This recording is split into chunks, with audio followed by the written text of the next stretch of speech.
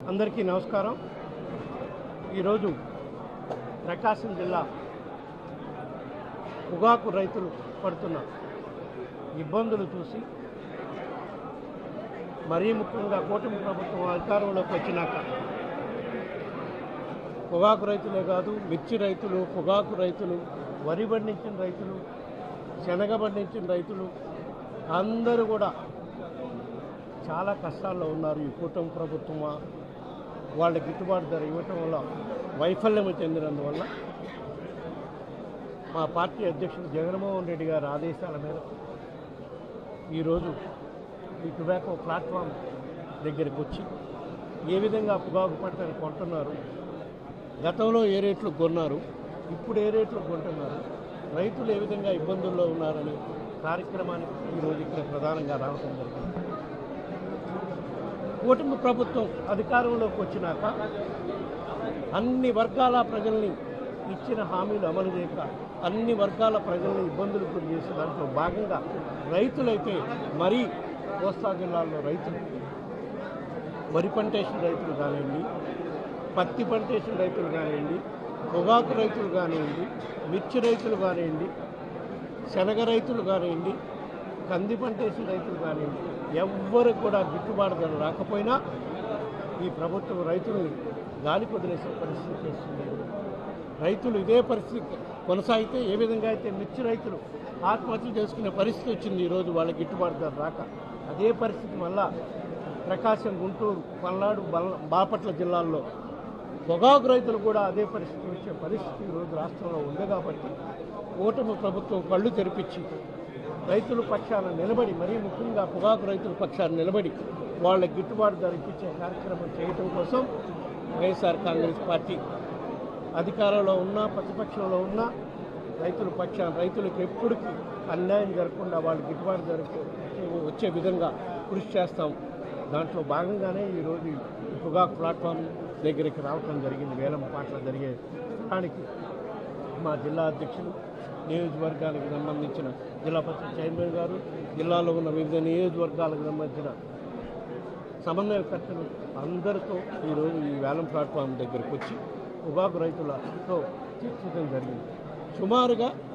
15 million కేజీల పొగాకు పండిన పరిస్థితులు ఉంటే ఈరోజు రాష్ట్రంలో 150 మిలియన్ కేజెస్, 150 మిలియన్ కేజెస్ పండే పరిస్థితి పంట పండితే ఈరోజు పొగాకు పండే ఈ 4-5 జిల్లాల్లో కేవలం 1 మిలియన్ కూడా ఈరోజు పొగాకు బోర్డు ద్వారా వివిధ కంపెనీలు కొనలేని పరిస్థితి, నాట్ ఈవెన్ 10% కూడా కొనలేని పరిస్థితి ఉంది. కేవలం 1 మిలియన్ మాత్రం కొన్నారు. అది కూడా సుమారుగా లాస్ట్ ఇయర్ 360 రూపాయలు ఉంటే కేజీ, ఈరోజు కేవలం 250 రూపాయలు, 260 రూపాయలకు మాత్రమే. గతంలో వైఎస్ఆర్ కాంగ్రెస్ పార్టీ అధికారంలో ఉన్నప్పుడు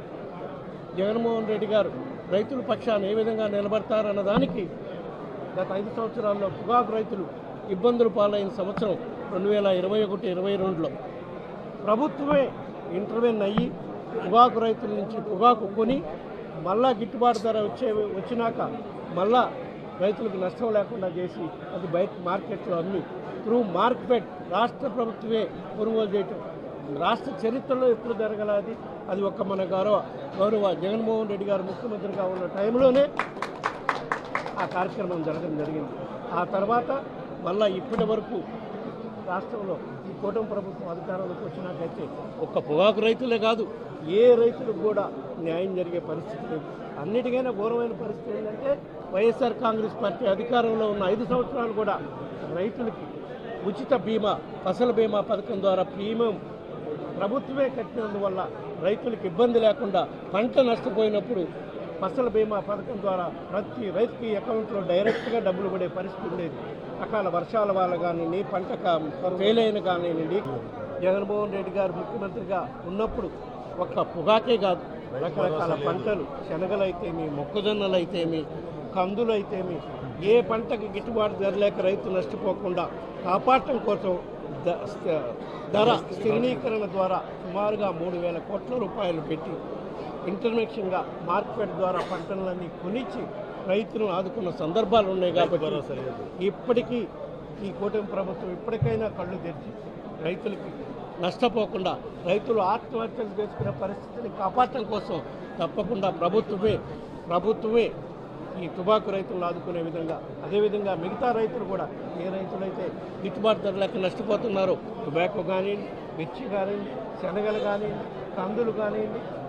అన్ని మిర్చి కానివ్వండి, పత్తి కానివ్వండి, ఎందుకంటే అన్ని పంటలు కూడా అకాల వర్షాలు నష్టపోయినాయి కాబట్టి అన్ని పంటలు పండించిన రైతులకు గిట్టుబాటు ధర రావాలి. రాని పక్షంలో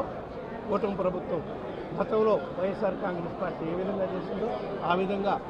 మార్కెట్ ద్వారా కానీ ప్రభుత్వం ద్వారా కొనుగోలు చేసి రైతుల్ని ఆదుకోవాలని మేము డిమాండ్ చేస్తున్నాం. ఈ కార్యక్రమం వల్ల